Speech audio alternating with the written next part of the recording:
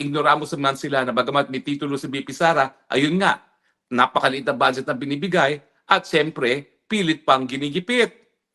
Pilit pang pinatatanggal. So wala na talaga magagawa si BP Sara kung hindi to defend her office dahil nga pilit siyang pinatatanggal bilang Vice President para siya ay mabura. Doon sa mga possibility na siya nga ang susunod na presidente ng Pilipinas dahil ang gusto ng Marcos Jr. ay maging Marcos forever gaya niyang kanyang ama. At dahil ang pinag-uusapan natin ay paggigipit nila kay Inday Sara para nga mawala ang number 1 na kanilang katugali sa politika pagdating ng 2028 or maski hanggang ngayon, no? Dahil pag nag-people power, ang susunod ay si Inday Sara Duterte, sinisigurado nila na kapag mag-people power, kakampi pa rin nila ang papalit sa posisyon at hindi si Inday Sara. Pag-usapan natin ngayon itong Pulse Asia Survey na nagpapakita na pinakamataas pa rin, napakataas pa rin di hamak ang approval at trust rating ng mga Pilipino kay Inday Sara Duterte. Alam niyo po ito. Yes. All right. Okay mga kababayan, ito pag-usapan natin dito sa video na to, yung sinasabi ni Mr. Harry Roque na tong trust rating ni Inday Sara ay mataas pa rin despite na yung mga pangyayaring mga negatibo dito sa gobyerno natin, yung mga binabato-bato sa kanya, mas maganda pa rin yung trust rating ng ating VP Sara Duterte. Kumpara naman dito kay Bangag Marcos, mga kababayan, na talagang bagsak ang kanyang rating na kung saan nakaupo lang siyang presidente kaya nandyan sa pwesto niya. Pero kung tutusin, kung magkaroon na ng election ngayon, kunwari ngayon, bukas, wala nang binatbat tong BBM Marcos na to. Kahit sino pa ilagay nila, sigurado na tong si VP Sara. Ayan na po mga kababayan, diretso na natin dito kay sa Mr. Harry Roque. Si Pulse Asia. Ako naman po, kanya-kanya yan, okay? Pero ako, pinaniniwalaan ko po ang Pulse Asia dahil kakilala ko po talaga yung mga nasa likod ng Pulse Asia, mga taga-UP po yan. At saka yung mga findings ng Pulse Asia, lalong-lalo na dun sa mga prediction kung sino ang mananalo, siya po ang pinaka-consistent. So, ibig sabihin po, ang likelihood na yung mga surveyors niya on the ground ay nalalagyan ay maliit po kasi accurate naman ang mga nagiging findings ng Pulse Asia. Sa lahat po ng survey company, ako po, pag ako nagpapasurvey, Pulse Asia ang ginagamit ko kasi ayaw ko naman bulahin lang ang sarili ko. No? Gusto ko kung ano yung katotohanan.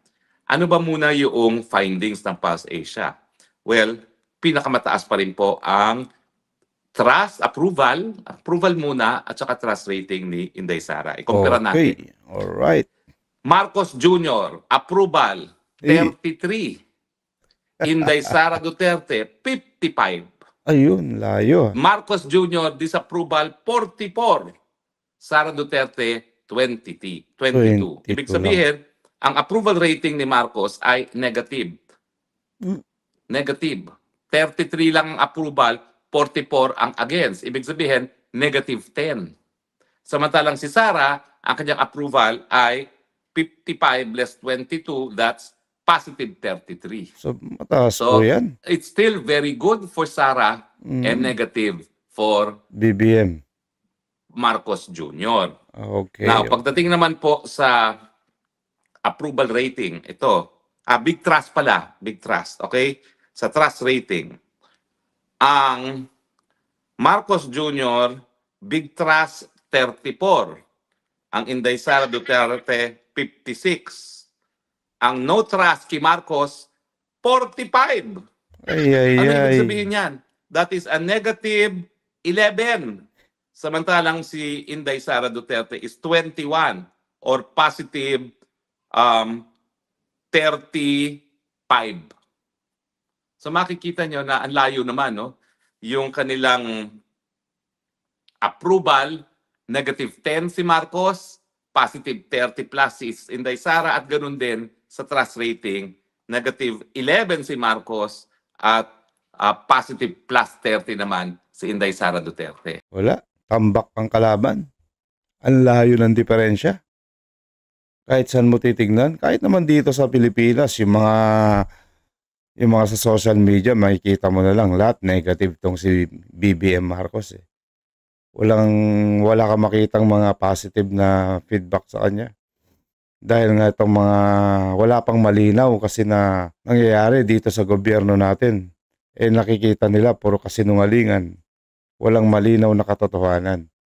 Kaya ganyan po ang nangyayari sa mga trust rating nitong si BBM. Kasi kung magandang performance mo, mataas din ang trust rating ng ating Pangulo. Kaso ngayon, yung mga nangyayari ngayon, puro na lang walang kakwenta-kwenta. Pagka pagka nanonood ka na lang ng mga balita o titignan mo sa social media yung mga balita, wala kang makikitang magandang bang nangyari dito sa gobyerno. Puro pinapaikot lang nila ang taong bayan. Maganda talaga yung ganyan, magkaroon na talaga ng mabilisan na election na yun o kaya mag-aklasan na o kaya mag-rally-rally na yun. Talagang lulusubin na natin yan para pababain na lang sa pwesto. Dahil wala na yung trust rating, bagsak talaga.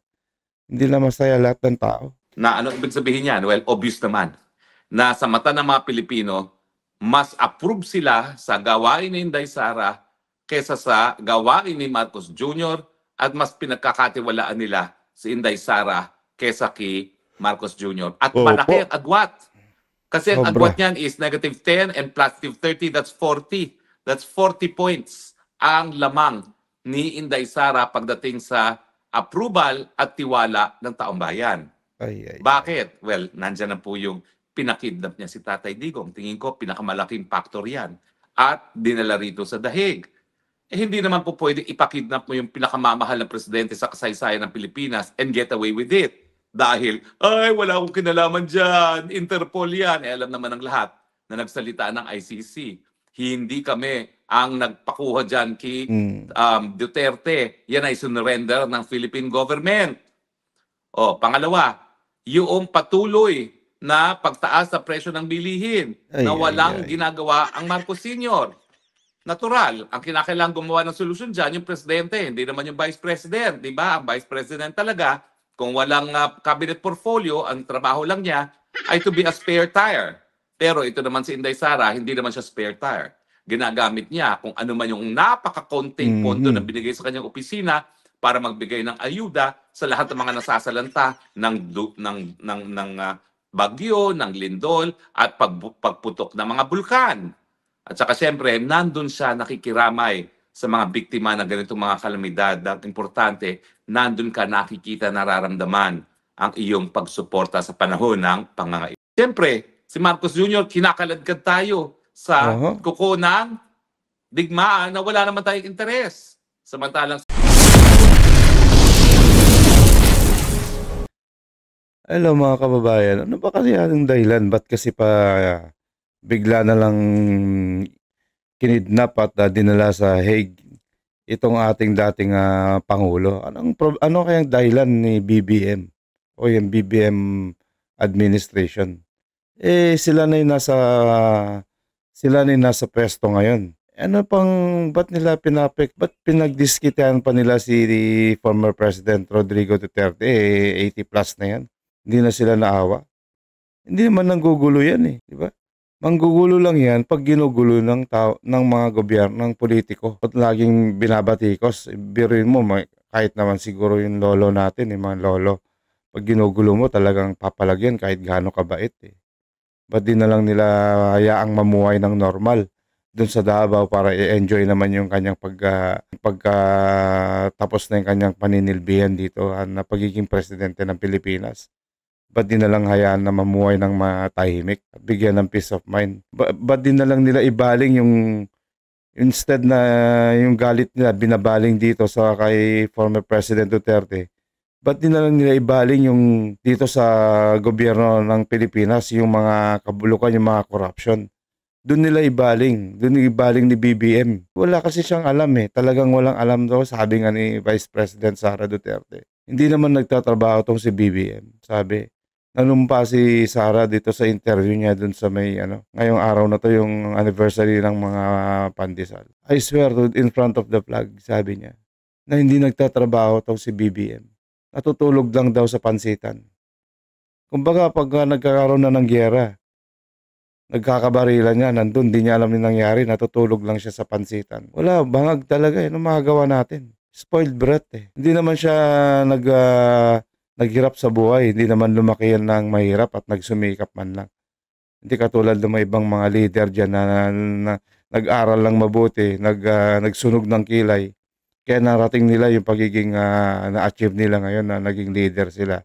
Yan ang mga galing na leader. Kaya nilang hawakan yung mga problema.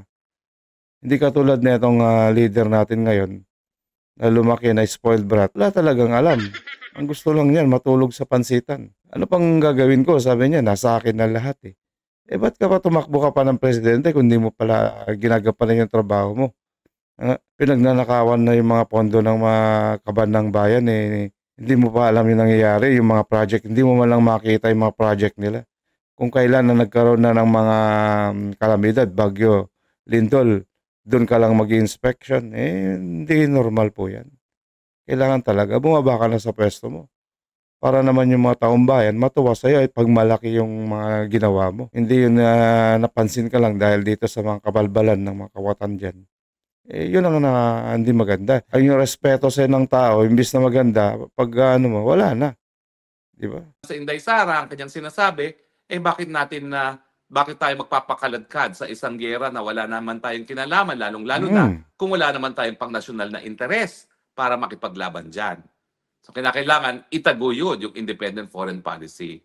At syempre, nandyan yung katotohanan na talagang napakahina ng ekonomiya, hindi sapat ang trabaho, at napakaliit na mga sweldo para Mahal pa ang magkaroon ng bilihin. komportableng buhay ang mga Pilipino. At sinong sisisihin dyan? Syempre, hindi naman ang Vice President, kundi ang Presidente. Correct. By and large, hindi pinagkakatiwalaan, hindi ina-approve ng tao si Marcos Jr. dahil unang-una, alam natin na hanggang ngayon ayaw niyang pasinungalingan na siya ay bangag. Paano naman tayo magtitiwala sa isang tao na ayaw sumailalim sa proseso na mapapasinungalingan yung paratang na siya ay bangag?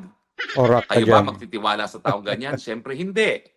Pangalawa, paano naman tayo magtitiwala sa tao na alam natin na hindi na siya ang may hawak na kapangyarihan kung hindi ang kanyang pinsan na si Romualdez at ang kanyang may bahay na Liza Araneta Marcos? Samantala, siya ang hinalan na presidente, palibhasa, may bisyo, iba ang nagpapatakbo ng gobyerno at ang gobyerno ay palpak. At siyempre, huwag nating kakalimutan trilyones ang nawala sa ating bayan sa panahon ni Marcos Jr. na 3 taon pa lamang sa korupsyon na nagmula sa mga ghost projects at maanumalyang projects na related sa flood control. Yan talaga siguro ngayon ang pinakamalaking dahilan kung bakit palpak ang trust at approval rating ni Marcos Jr. Dahil sa 3 taon na siya naging presidente, diyan talaga napakalaking paglapa sa pondo ng taong bayan, lalong-lalong na yung pondo na nakalaan sana para maibsan ang problema ng pagkakabaha. On the contrary, I agree with you. ang dami-daming malalakas na mga bagyo ngayon. At ang nangyayari, lumulutang sa tubig baha ang mga kababayan, samantalang nagpapasasa sa posisyon si Marcos at ang kanyang mga cronies. I agree with you, Mr. Harry Roque. Tama ka dyan. Sa 3 taon na pamamahala niya, buti nga na nabulilyaso nabisto yung mga kabalbalan nila yung mga kawatan na yan, yung mga magnanakaw na yan. Dahil kung hindi, nalubog tayo sa utang. Pati pala yung mga apo natin magsasuffer, anak ng tinapa. Yun dito, ang mahal-mahal ng bilihin, kahit anong gawin natin. Pag binasag na natin yung 1,000, ano pa mabibili mo nun? Konti na lang. Tapos ang sahod, ang baba-baba. Tapos yung mga normal na laborer dito, magkano yung sahod? Sabi mo na lang, 700. Paano sa probinsya? Sabi mo 500. Posible na may 800 pesos sa mga probinsya. Syempre, bibigyan ng mababa para sa hirap ng buhay. Kakagatin na rin ng mga mamayang Pilipino yan, lalo na sa probinsya. Ano na mabibili mo na sa 500 ngayon? Ilang kilong bigas. Bili ka ng worth 200 na bigas sa isang araw. Buong araw na yun. Kung normal lang pamumuhay mo, may 300 ka pang natira. 200 ulam. Bili ka sardinas, mga delata o kaya magulay-gulay. Natitira, isa, pamasahe mo pa. Mamasahe ka pa, 100 na lang natira, mamasahe ka. Wala na, maglalakad ka na lang. Bisikleta ka na lang. Kasi 100 magkano pamasahe. magmemeryenda ka pa. Oh, magbibisyo ka pa. Kung may bisyo ka, wala na. Bagsak ang ekonomiya ng Pilipinas. Diyos ko po. Maganda, magtanim-tanim ka na lang para at least na namimili ka. May pipitasin ka pa ng sariwang gulay sa likod. Oh. Yung diskarte lang ang buhay. Yung mahirap dito sa Pilipinas. Kaya ang dami dyan, mga Pilipino, sumikap na ibang bansa para lang may pakain sa pamilya, para guminawa yung buhay. Lalayo sila sa pamilya nila. Kasi para may papadala sila, may papakain sila sa pamilya nila. Kesa naman dito, mahugutom yung pamilya nila. Kaso nga lang, itong nangyayari dito, itong yung lintik na mga ulupong na to, yung mga ahas na to. Ang sarap naman ng buhay nila, nagpapakasasa sila. Kumakain araw-araw ng mga fried chicken, isang buong manok. Kakainin nila, mga side lahat ng iniinom nilang alak. Bibili ng mga imported na sasakyan. Lahat ng puri nasa kanila. Tapos yung mga kababayan nila naghihirap. Ay, nako po, Diyos ko, dahi. Mr. Harry Roque, yan ang buhay dito sa Pilipinas. Kaya kawawa yung mga Pilipino. Kaya kailangan talaga natin ng isang magaling na leader. Yun, pupuksain yung mga corruption na yan. Yun, bibigyan ng magandang pasahod, magandang ekonomiya, para hindi na naghihirap yung mga taong bayan. Yung tamang pera na pupunta sa mga mahihirap, pag may mga nangyaring mga bagyo na yan, mga sakuna, yung pera instead na pupunta sa mga sikmura ng mga politiko, ibigay na lang sa mga nasalanta ng mga bagyo, mga baha, bigyan ng mga pera, mga ayuda. Kahit man lang, kahit papano, kahit mga habang ng kalakasan ng mga bagyo na yan at lindol, may mga lindol, wala silang trabaho, meron silang makain. Yung pondo ng bayan, doon na pupunta sa kanila. Ngayon, halos wala Yung mga nagdang mga bagyo, wala ka man lang makain. Wala man lang may padala ang mga gobyerno paano? Nilapa na ng mga ulupong, yung mga matatakaw sa pera, yung mga dambuhalang ahas na yan. Nako po. Kaya naintindihan natin na talagang 40-point difference ang trust at approval rating ni Marcos at ni Sara. Kasi simply put, palpak ang Marcos Lagapak. Jr. Kaya naman, dadaling ko na naman kayo sa katotohanan. Palpak na lagapak. Hanggang kailan tayo Anak mamumuhay sa isang palpak na presidente na alam natin na hindi lang nagbibigay solusyon sa problema, kundi kumakaladkad sa Pilipinas papunta sa putik. Mag-aantay pa ba kayo ng 3 taon? Samantalang kayo naman, bilang mamamayang Pilipino, ang tunay na soberenya na po pwede magsisante na isang palpak na presidente? Patay tayo. Mag-aantay pa ba kayo ng 3 taon knowing na dahil nga siya ay hindi pinasisinungalingan ang paratang na siya ay bangag, wala talaga magagawang mabuti sa bayan yan kung hindi kausapin ang kanyang ama na diktador na matagal nang namatay. Bakit hindi pa natin hayaan na sige, forever na kayo mag-group discussion ng tatay mong patay? Huwag ka na maging presidente dahil yung pagkakausap sa mga taong patay, yan ay hallucination na isang side effect ng chronic cocaine addiction. Yan po isang ayon sa Mayo Clinic webpage. Mr. Harry Roque, kahit anong sabihin natin, kung talagang yung tao, talagang may diferensya na sa pag-iisip talaga dahil sa paggagamit niya ng mga mix, halo-halong mga gamot, wala tayong magagawa. Kung bangag talaga, pagpasok pa lang sa opisina, kung anong maraming ang iniinom na gamot, bangag talaga. Hindi mo na makakausap ng normal. At di na rin nakapagtrabaho, kaya nga natutulog na lang sa pansitan. Kaya yung mga, instead na nagtatrabaho, natutulog na lang. Yung mga alaga niya, yung mga ulupong dyan, yung mga naglalakihang dambuhalang ahas na yan, nagpapakasasa na sila sa mga pera ng taong bayan. Sarap buhay, no? Napakasarap buhay ng mga politikong mga ulupong na ahas ng mga yan. Yung kawawa, yung mga maliliit lang ng mga isda, yung mga sapsap. Yung mga sapsap, yun ang mga hinuhuli nila. Pag silang mga sapsap ang gumawa ng krimen, ang bilis ng resulta, kulong kaagad.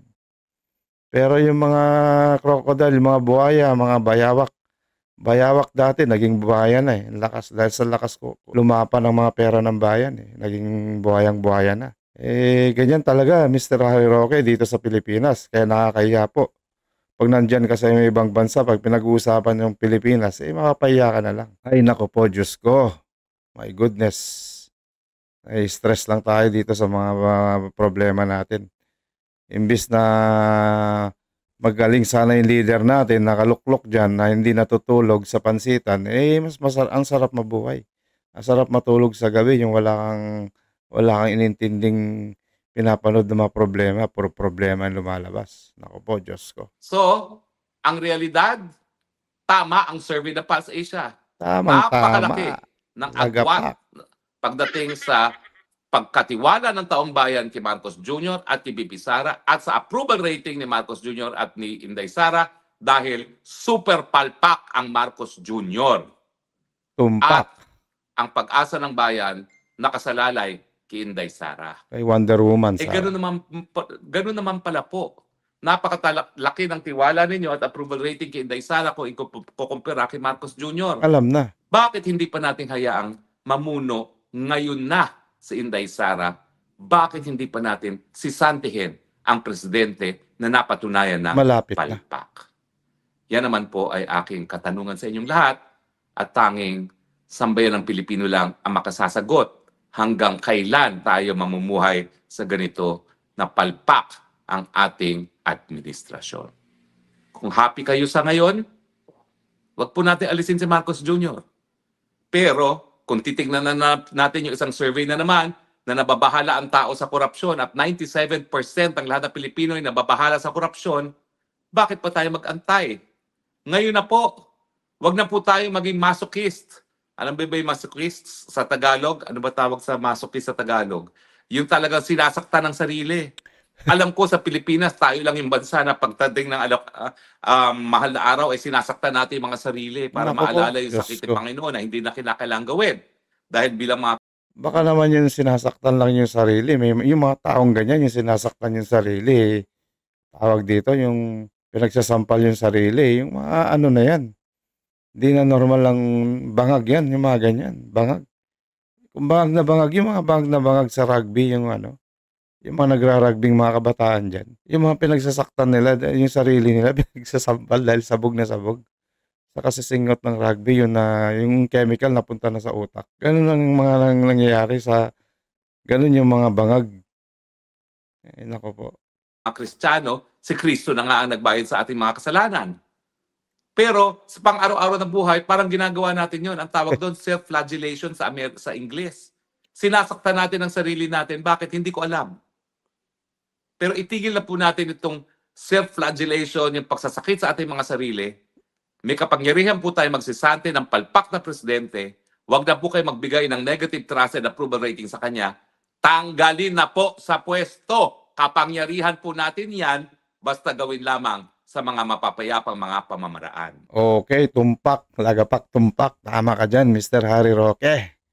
I agree with you, my friend. So talaga, ang nangyayari dyan, dahil nga palpak yung presidente natin. Anong kawawa? Tayo. Lagapak tayo.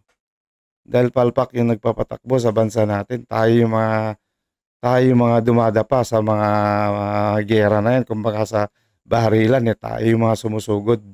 Yung presidente nandun lang natutulog sa pansitan o kaya nakaupo lang dun sa likod nagpapakasara